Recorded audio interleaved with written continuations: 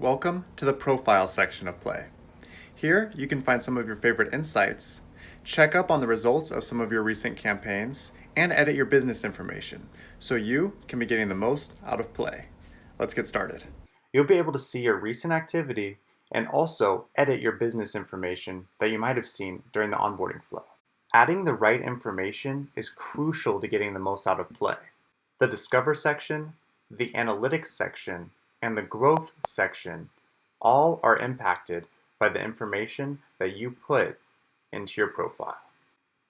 Again, most of this information should have already been completed during the onboarding flow, and you can change this at any time in the Me section. And when you're done, you'll see how many website visitors that you need to hit your revenue goal and how much you should be spending. There are also a few additional questions like location, business name, and goals, which will be used by Play to automate some of your marketing tasks. You'll also be able to access the growth calculators, and if you've connected to Google Ads or Google Analytics, you can actually track your performance right here against your goals.